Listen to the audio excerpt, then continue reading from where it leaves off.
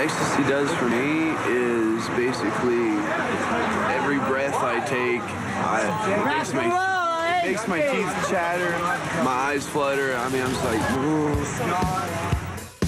In the late 70s, empathy becomes ecstasy when it jumps from the therapist's office to the party scene. A therapeutic user in Texas sees its recreational potential and arranges for a local chemist to make it, then markets it to local bars. So they would go into clubs in Dallas and Austin, elsewhere in Texas, and have ecstasy nights or have ecstasy bars or ecstasy clubs, and you can buy it over the counter in a paper cup, and it was legal. In some bars, it outsells alcohol, but its excessive, unsupervised use outside of a clinical setting becomes its downfall. There were a lot of incidents where young people were overdosing. There were a couple of deaths, but it's still arguable as to whether it was caused by ecstasy or not. And just the general sense of use, that more and more people are using it in this party scene and having a good time. But having a good time is the result of serotonin flooding the brain. And that dramatic release is what makes ecstasy potentially dangerous. The problem is that cells, when they dump all that serotonin, then often degenerate. Parts of the cells die, and when they grow back more haphazardly. You may be interfering with memory, you may be interfering with depression, you may be interfering with a whole host of things that are important in normal functioning. The agony begins when the ecstasy wears off. After a night of partying and a day to sleep it off, the brain is left with very little serotonin. A weekend of ecstasy can result in a phenomenon called Suicide Tuesday, as described in the diary of this 19-year-old female. At this moment, I found myself crashing. Things are really hitting and hurting me now, and I'm scared to death. I find myself so depressed. I can't escape this sadness, this need to live in a false reality. I feel so empty. But when I'm on E, I feel so incredible. More can go wrong than just feeling blue.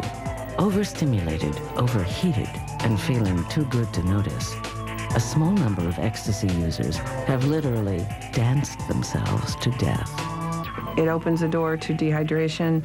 If you don't hydrate and drink enough water constantly during this time, body temperature soars up to 107, your brain fries, literally, and they die.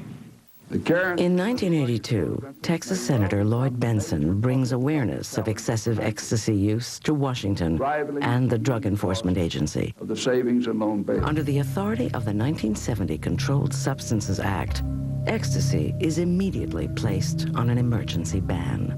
Overnight, the drug becomes illegal. Possession is a crime. Under this law, the emergency ban expires 2 years later. And so in 1984, the DEA began a series of hearings to see whether the drug should be illegal or not and how it should be made illegal. At the hearings, the key question is this: can ecstasy be used medicinally, or should it be banned outright? Supporters of the drug believe it could be beneficial, but would like to research it further. I think the DEA in some ways was surprised that suddenly therapists came forth and saying, well, in fact, that they're using the drug and that it is, in their minds, a useful tool in therapy.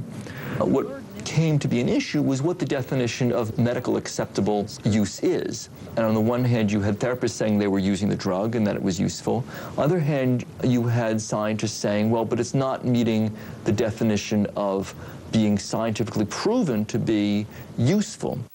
And society. Advocates argue to keep the drug legal for two reasons. First, they believe it is useful in therapy. Second, making it illegal would ban all future research.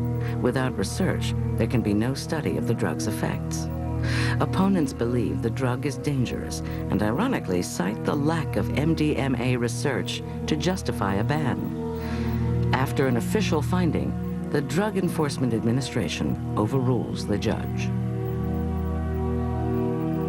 The administrative law judge that was overseeing the hearings that were held to determine if ecstasy should be made illegal, or MDMA, didn't think it should be. And he was overruled by the federal government, and it was banned. We've got the transcripts. He couldn't find any reason why, and it was a Schedule I. When the government categorizes the drug as Schedule I, it is judged to have a, quote, high potential for abuse and no medical use. As a Schedule I drug, ecstasy is outlawed from further testing. This is the first time a specific act of Congress is not required to make a drug illegal. In the early part of the 20th century, heroin, cocaine, and marijuana are legal drugs too. In spite of their dangers, Congress is unable to ban them because that is seen as a violation of the Constitution's assignment of police powers to individual states. But that changes when a fearful public demands Congress to act. They do, basing the first federal drug laws on taxation. By 1984, when ecstasy is banned, society's attitude towards drugs and the Constitution has changed.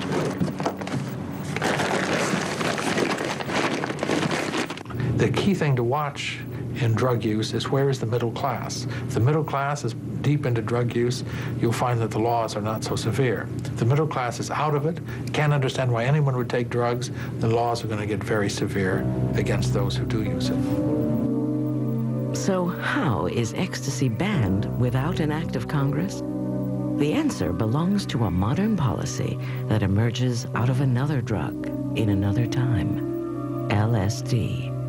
The drug that some believe will change the consciousness of America does more to change American drug laws and the way legal drugs become illegal.